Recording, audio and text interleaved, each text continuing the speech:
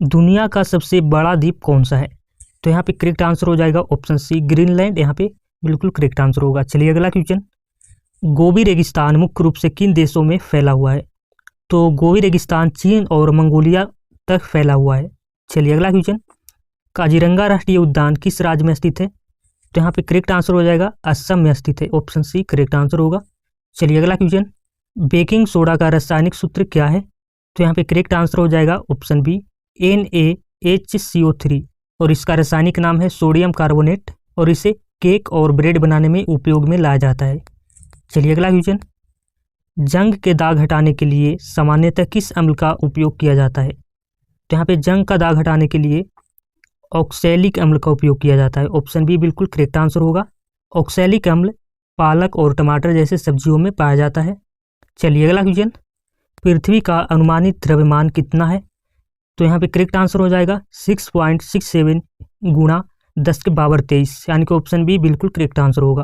पृथ्वी का उपग्रह कौन सा है? तो चंद्रमा यहाँ पे बिल्कुल करेक्ट आंसर होगा। चलिए अगला क्वेश्चन, दाढ़ी माछ का आयोजन किस वर्ष हुआ था? दाढ़ी माछ का आयोजन किस वर्ष हुआ था? तो याद रखिएगा यह 1930 में हुआ था, ऑप्शन सी बिल्कुल करेक्ट आंसर होगा और यह नमक कानून के विरोध में शुरू किया गया था। चलिए अगला question, Mohammedan Anglo oriental college जो कि अलीगढ़ में है, इसकी स्थापना किसने किया था? तो यहाँ पे करेक्ट आंसर हो जाएगा सर सैयद अहमद खां, ऑप्शन बी बिल्कुल करेक्ट आंसर होगा।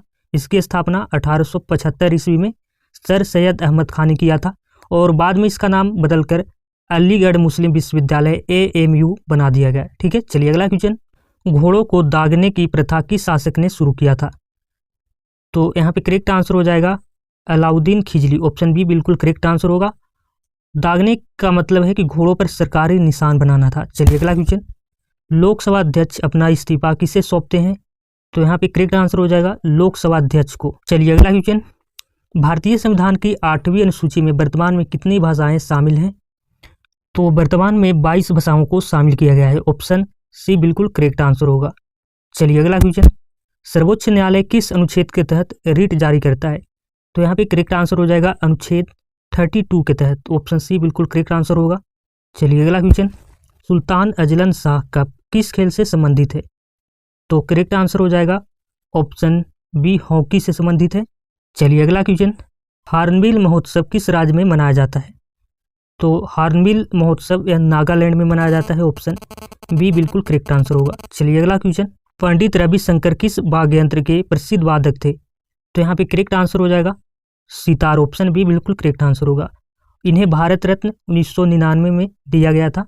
चलिए अगला क्वेश्चन, राष्ट्रीय आवास बैंक यानी कि नेशनल हाउसिंग बैंक का मुख्यालय कहाँ है? तो करेक्ट आंसर हो जाएगा मुंबई में, ऑप्शन बी बिल्कुल करेक्ट आंसर होगा। चलिए अगला क्वेश्चन, भारत में उपभोक्ता मूल्य सूचकांक किस संस्थान द्वारा जारी किया जाता है? तो यहाँ पे करेक्ट आंसर हो जाएगा सांख्यिकी एवं कार्यक्रम मंत्रालय के द्वारा, ऑप्शन सी बिल्कुल करेक्ट आंसर होगा। चलिए अगला क्वेश्चन, द टर्मिनेटर उपनाम से किस भारतीय खिलाड़ी को जाना जाता है?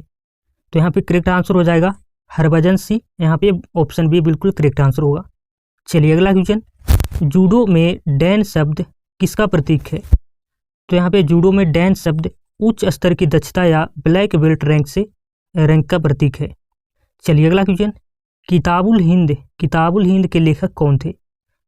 तो यहाँ पे करेक्ट आंसर हो जाएगा अलबरूनी, यहाँ पे ऑप्शन बी बिल्कुल करेक्ट आंसर होगा। दोस्तों इस पुस्तक में भारत के धर्म, समाज, विज्ञान और संस्कृति का वर्णन किया गया है और जो अलबरूनी है दोस्तों यह भारत में महमूद गजनवी के साथ आया था। तो आज के वीडियो में इतना ही, मिलते हैं किसी नेक्स्ट वीडियो में, तब तक के लिए जय हिंद, वंदे मातरम।